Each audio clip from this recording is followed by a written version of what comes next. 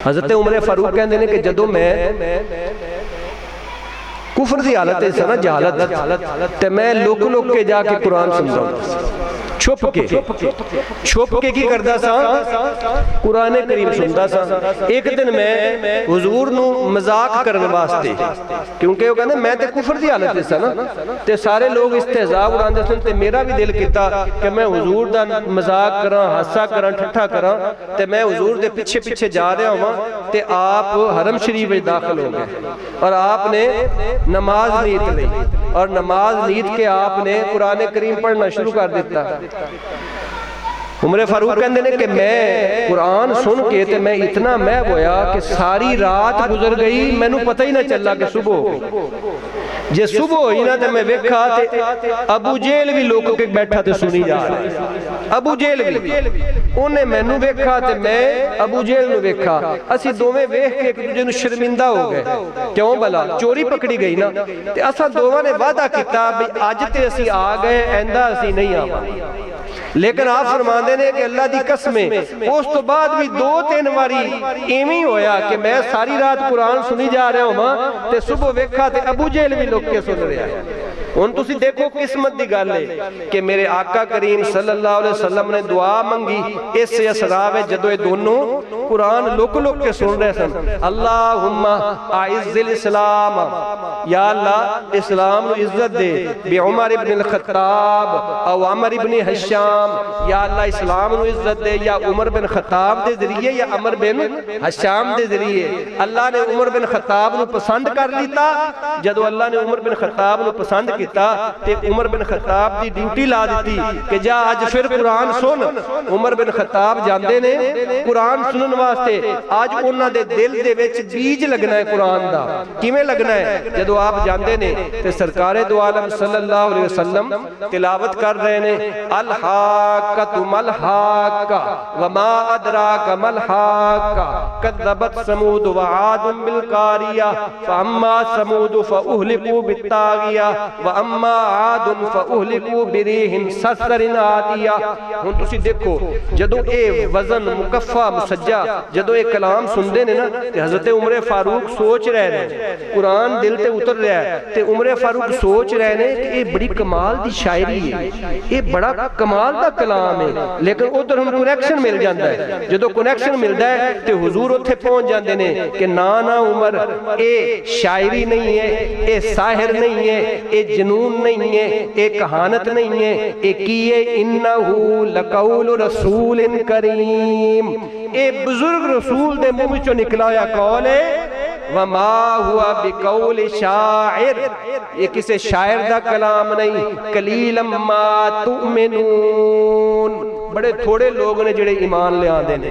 जदों हज़रत उमर फारूक ये सुनते ने ना ते फौरन कहंदे ने ओ अच्छा अच्छा अच्छा ये इन्हां ने मेरे दिल की गल पढ़ ली है, ये जादू है। ये की है? जादू है।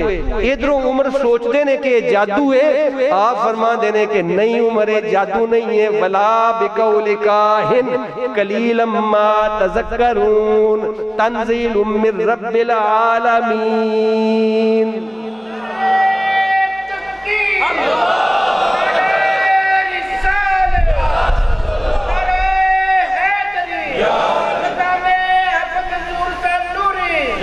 ए ना शायरी है, ए ना जादू है, ए की है? ए इन्नहु तंज़ीलुम मिर रब्बिल आलमीन। ए ओ कलाम है जेड़ा रब वल्लों नाज़िल होया। ए ओ कलाम है जेड़ा रब वल्लों नाज़िल होया है। ते हज़रत उमर फारूक दे दिल दे विच ए बी लग गया। आप फरमांदे ने कि पहला बी जेड़ा है ना मेरे सीने विच दीने इस्लाम दा लगा वो सूरा अल हाक़्क़ा सुन के लगा। लेकिन अजे मैं ईमान नहीं लिया सा। सूरत हाले बन गई कि मेरी फैमिली दे कई लोग ईमान लिया चुके सन। एक मुलाजमा सी लबीना नाम दी, वो भी ईमान लिया चुकी सी। इस तो इलावा एक और लौंडी सी उनका नाम सी जुनैरा, वो भी ईमान ले आ चुकी सी। आप दा बहनोई सईद बिन जैद वो भी ईमान ले आ चुका सी। सईद बिन जैद दी बीवी यानी आप दी हमशीरा उनका नाम सी फातिमा, वो भी ईमान ले आ चुकी सी। आप दी फैमिली दे कई अशखास कई अफराद ईमान ले आ चुके सन, लेकिन आप दे दिल विच अजे ईमान दी वो बत्ती रोशन नहीं हुई सी। आप उन्होंने सख्ती करते सन, लबीना नूं आप इतना मारते सन इस्लाम की वजह तो कि थक जाते थे, कहते हुण मैं साह ले लवां ते फिर तेन दोबारा मार। इतना कुरान दे नाल इस्लाम दे नाल दुश्मनी आप दी सी, कुफर दी हालत में जदों सन, जहालत विच सन। लेकिन चूंकि हुजूर दी दुआ ने काम किया, ज़हन बना के आए कि मेरा सारा जिहड़ा फैमिली है सारी मुरतद होई जाती है, तो मैं क्यों ना जाके मुहम्मद नूं माज़अल्लाह कत्ल ही कर देवां। इस इरादे नाल निकलदे ने, रस्ते दे विच मुहम्मद नईम बिन अब्दुल्ला वो मिलदे ने, वो कहंदे ने उमर किधर, खैर है, बड़े खतरनाक इरादे ने। कहंदे ने कि मैं अज जिहड़ा ना रोला ही मकान चला, ये साडे सारे लोग दीन तो हटदे जा रहे हैं, अबाओ अजदाद दा दीन छड्डदे जा रहे हैं, ते मैं सोचा ना बांस रवे ना बांसुरी, अज मैं जाके माज़अल्लाह मुहम्मद दा काम तमाम ही कर देवां। वो कहंदे ने कि तू पहले घर दी ते खबर लै, और तेरी बहन ते तेरा बहनोई ओ ईमान ले आ चुके ने। जदों ये सुनदे ने ते अखां लाल सुर्ख हो जांदियां ने, जलाल विच फौरन अपने बहन दे घर जांदे ने और जाकर दरवाजा खटकांदे ने। वो कुरान पढ़ रही होंदियां, वो कुरान पढ़ रही होंदियां ने। उमर फारूक जांदे ने, जाके सईद बिन जैद नूं मारदे ने, बहन छुड़ावन वास्ते आंदी है, उसनूं भी मारदे ने, बहन दे सिर च कोई चीज लग जाती है, लहूलुहान हो जाती है। उमर फारूक दा दिल नरम हो जाता है बहन दा खून वेख के। वो कहंदे ने कि ये केड़ा नशा है जेड़ा उतरदा ही नहीं, चक्कर की है, और तुसी पढ़ की रही है, मैनू भी विखाओ। वो कहंदियां ने कि ठीक है, असीं दीन नहीं छड्ड सकदे, तैनू छड्ड देंगे, लेकिन तू वुजू करके आ ते देख असीं की पढ़ रहे। उमर फारूक वुजू करते ने और अगे वो रख देंदे ने सूरा ताहा। केड़ी सूरा?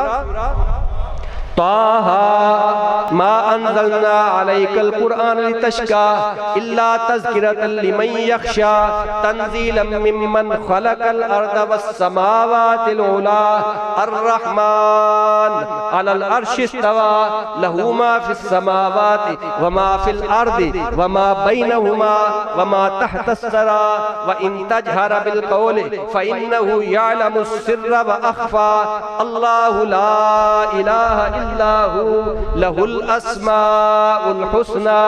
चलदे चलदे उत्थे पहुंच जाते ने, कुल इन्ननी अनल्लाहु ला इलाहा इल्ला अना फअबुदनी। इत्थे आके हज़रत उमर फारूक दे दिल दे विच आर पार हो जाता है कुरान। कहंदे ने बस मैनू ले जाओ हुजूर दी बारगाह विच, मैं कलमा पढ़ना है अज। हुजूर दी बारगाह विच पहुंचदे ने, हुजूर दरवाजा खोलते ने, देखते ने कि उमर फारूक आए ने। कहंदे ने किस नीयत नाल आया है, किस इरादे नाल आया है? आजिज़ी नाल हज़रत उमर ने सिर झुकाया होया है। हज़रत उमर खुद लिखते ने गल कि नबी करीम सल्लल्लाहु अलैहि वसल्लम ने मेरे गिरबान तो इत्थों फड़ लिया। उन्हें कहा उमर ओ खताब दे पुत्र मुसलमान हो जा, खताब दे बेटे मुसलमान हो जा। क्या हुजूर मैं मुसलमान होने वास्ते आया? अशहदु अल्ला इलाहा इल्लल्लाह व अशहदु अन्नका मुहम्मदन अब्दुहु व रसूलुहु। मेरे आका ने खुद अपनी जुबान नाल नारा लगाया तकबीर, और फरमांदे ने कि उस नारे दी आवाज पूरी मक्का दी वादी दे विच गूंजी। ए कुरान दा की एजाज है, किसे दे नसीब विच हिदायत आ गई ते किसे दे नसीब विच हिदायत नहीं आई।